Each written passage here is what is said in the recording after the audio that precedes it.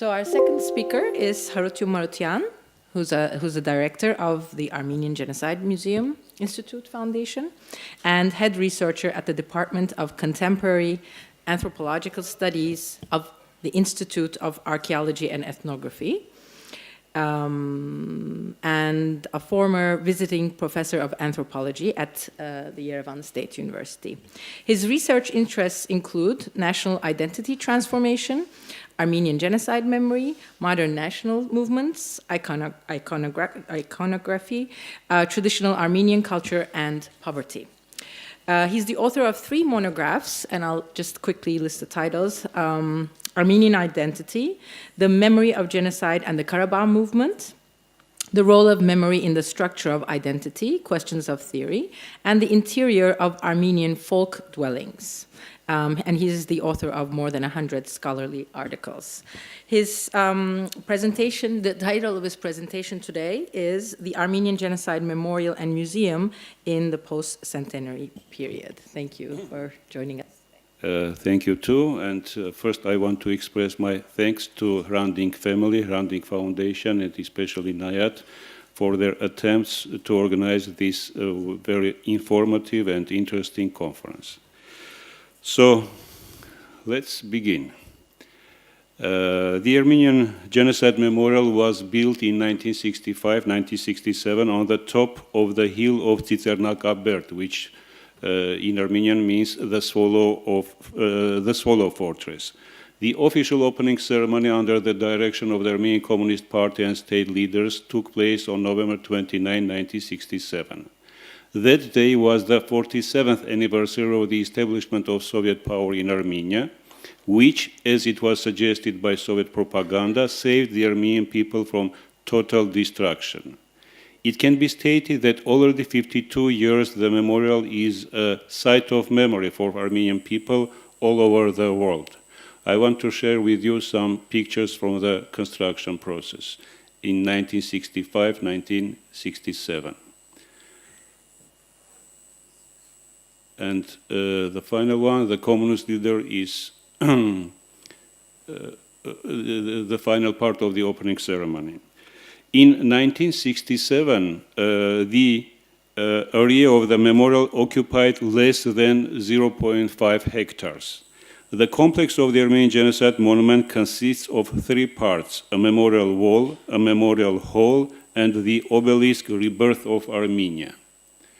The Armenian Genocide complex is in harmony with the scenery, particularly with the outlines of Mount Ararat in the far.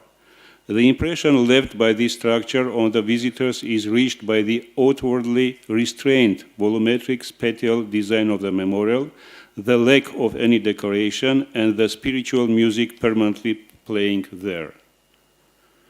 Just some pictures. These are people in their yearly marches towards the monument, Mount Ararat.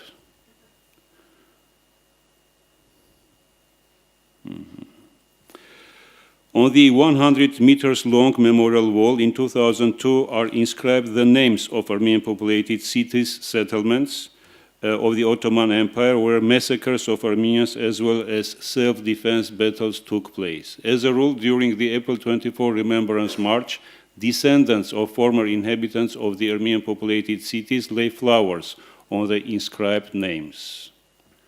This is the memorial wall. You see Van, Zeytun, Marash, and Mush. At the rear of the memorial wall are 17 niches, where in the special small urns, earth from the graves of well-known public figures is laid. Those who had helped the Armenians during the Hamidian massacres at the end of the 19th century, the Armenian Genocide, and later. The list includes the following persons: Johannes Lepsius, Armin Theophil Wegener, both Germany, James Bryce, Great Britain, Franz Werfel, Austria, Henry Morgenthau, Clara Barton, both USA, Fridtjof Nansen, Bodil Katarina Bjorn, both Norway, Maria Jakobsen, Karen Jeppe, both Denmark, Alma Johansson, Sweden, Giacomo Gorini, Italy, Pope Benedictus XV, Vatican, Jakob Künzler, Switzerland, Hedwig Bull, Estonia, and Fayez El Hossein. So these are the 17 niches, and this is a ceremony of putting the urns with earth of Maria Jakobsen and Alma Johansson.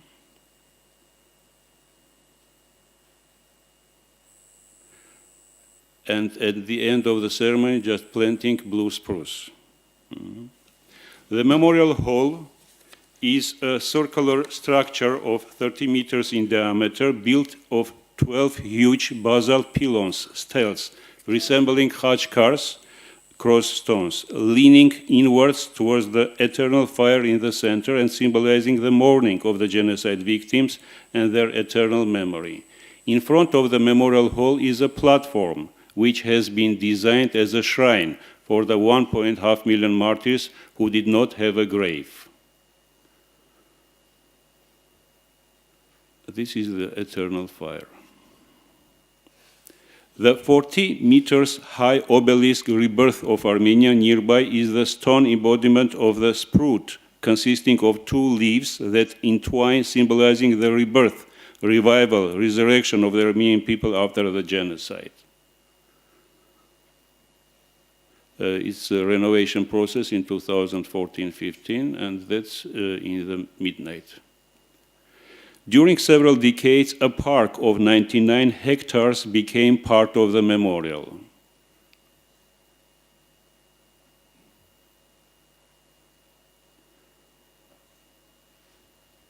In 1995, a building to house the Armenian Genocide Museum Institute was constructed.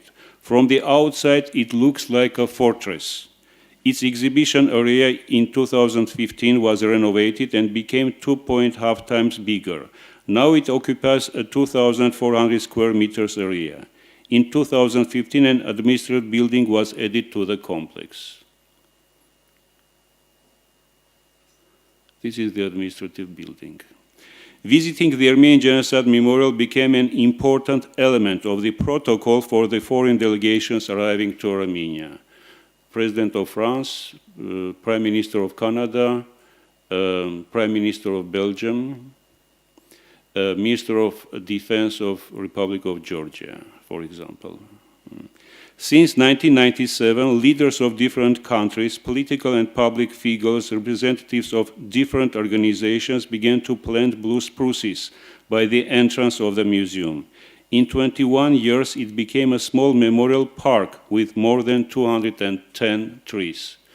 Macron, Prime Minister of Belgium, Prime Minister of Quebec. So these are just pictures of that memorial park. The Karabakh movement 1988-1990 and the Armenian-Azerbaijani War 1992-1994 with their victims added new elements to the memorial. In 1988-1990, 3 Hajj cars, cross stones, devoted to the Armenian victims of Sumgait massacres, February 27-29, 1988, Kiroabad, Ganzak, or nowadays Ganja events, November 1988, Baku massacres, January 1990, were erected in the vicinity of the monument complex. These are the Hajj cars. You may see 26 small crosses on this Hajj car. In people's perception, these new victims of the Armenian massacres of the end of the 20th century were merged with the victims of the Armenian genocide of the beginning of the 20th century. Just several pictures from 1988. You may see here the intellectuals Grigor Zorab, Siamanto, and some victims of Sumgait massacre. They are together near the eternal fire. You may see the outline of the genocide monument and small, not built monument with 1988 under it, 1915, 1988, 1915, 1988. So the Sumgait victims and also Baku, 1918, Shushi massacre, 1920, Sumgait, 1988. So they are all in one line in people's perception. In 1990-1993, near the memorial wall, 4 volunteers, plus one more person who was killed in an attack while trying to obtain arms for defense, as there was no trust in the Soviet army units, who had perished in the Armenian-Azerbaijani clashes and war, were buried near the memorial wall. Every year on different dates, special ceremonies are held in the vicinity of the cross stones and tombs of the volunteers. We can therefore state that in the last 52 years, the Armenian Genocide Memorial acquired a new appearance. To summarize, in 2019, it consists of the following parts: a park of 99 hectares, the Armenian Genocide Monument Complex, which includes a memorial hall, a memorial wall, an obelisk, 5 graves, 3 khachkars, a memorial park, the Armenian Genocide Museum Institute, which includes an exhibition hall and administrative building. The Armenian Genocide Victims Commemoration Day is April 24th. It consists in holding official ceremonies with the participation of state and church leaders and people marches, which begin early in the morning and last till the end of the day. Hundreds of thousands of people visit the memorial to pay tribute to the memory of the victims. They come alone, with friends, families, collectives of organizations, party members, etc. In the marches can be seen people of different ages, old and young, children walking with parents and sitting on their shoulders. As a rule, they carry flowers and wreaths and sometimes posters and banners. If 4 or 5 decades ago people were wearing dark clothes and were mostly silent, now they are not always as solemn and silent as the occasion requires, and the color of their clothes seems to have become quite irrelevant. People discuss different issues, and it is only when they are immediately in front of the monument that suddenly silence prevails. Many take pictures in front of the monument or inside it.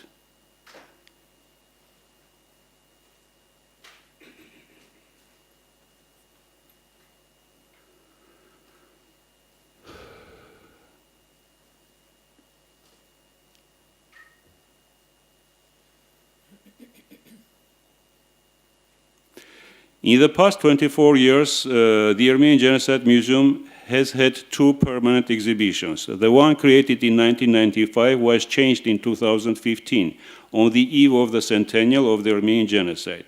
It consists of 50 thematic panels, which are devoted to pre-genocide, genocide, and post-genocide periods.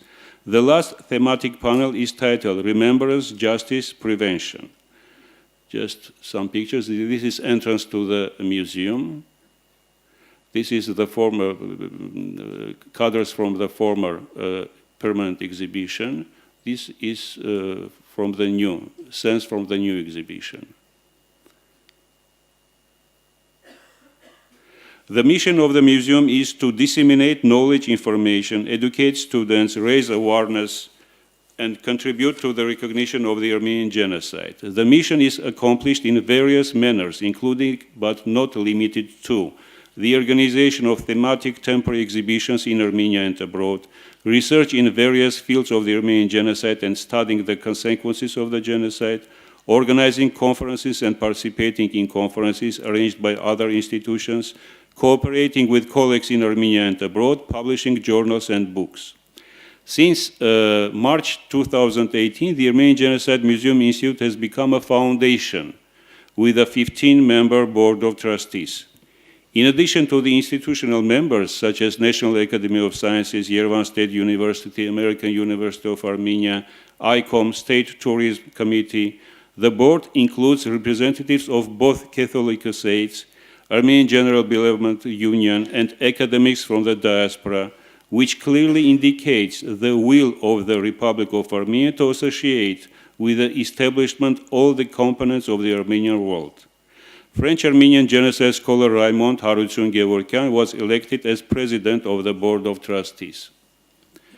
Currently, Museum Institute has the following research, exhibition, and educational divisions: Department of Study of Memoirs, Documents, and Press, the Armenian Genocide Victims Documentation and Data Collection Department, Comparative Genocide Studies Department, which includes a project on research of mass murders of Armenians in the Transcaucasian region, Department of Organizing Museum Exhibitions, permanent and temporary, Department of Museum Exhibition and Services, Department of Museum Collections and Archives, Educational Department, Scientific Library.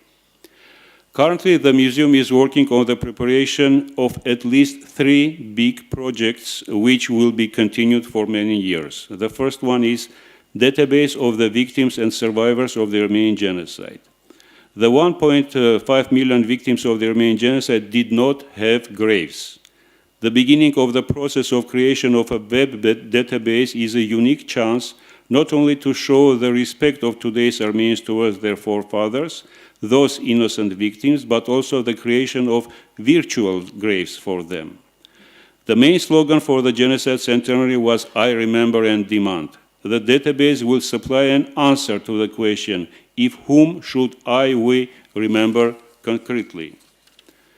There were several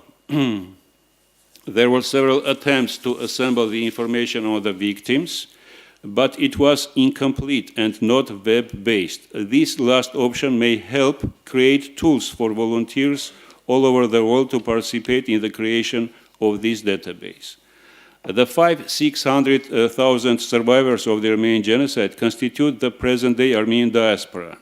The creation of the Genocide Survivors Database will be a unique experience, also from a scientific point of view, as it will enable us to specify name by name the ancestors of current-day diaspora Armenians to show the very beginning of their foundation myth.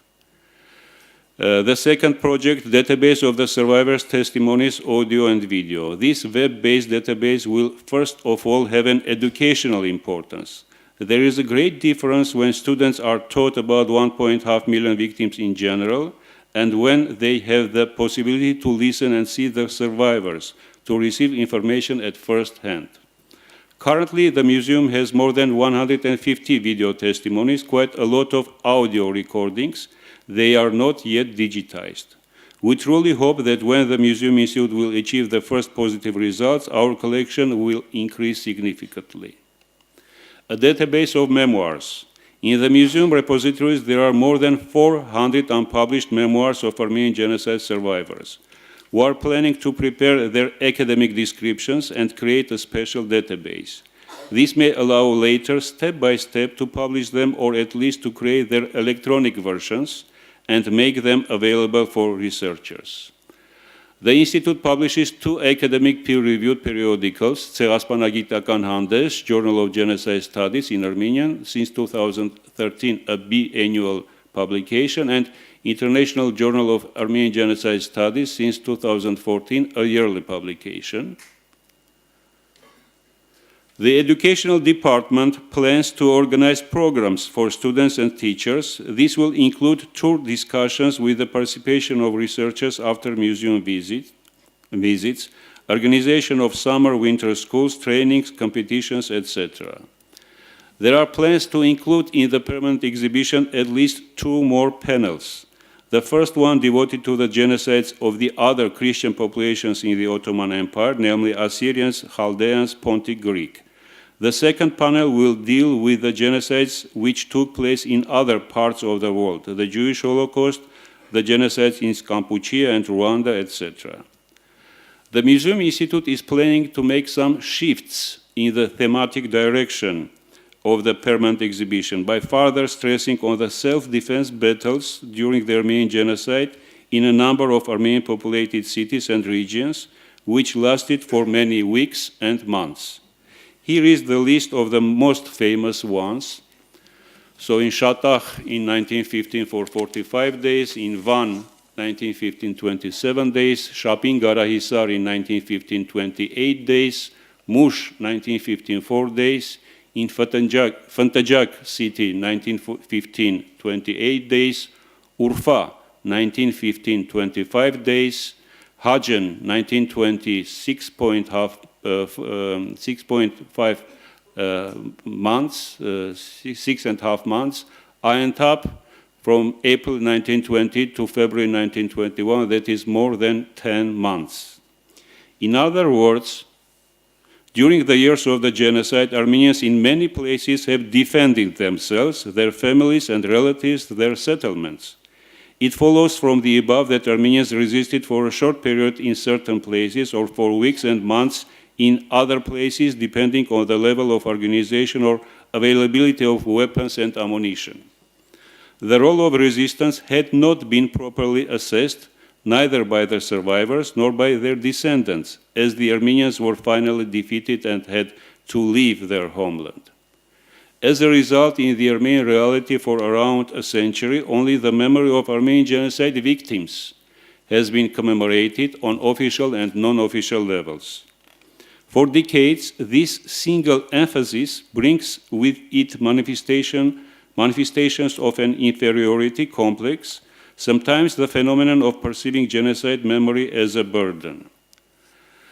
I think it is high time to reconsider the significance of Remembrance Day, to reform it, at least to make changes in its perception and to introduce another vision, such as, for example, Remembrance Day of the victims of the Armenian Genocide and the heroes of the self-defense battles. And the above-mentioned projects can only be realized with the help of sufficient donations. Thank you.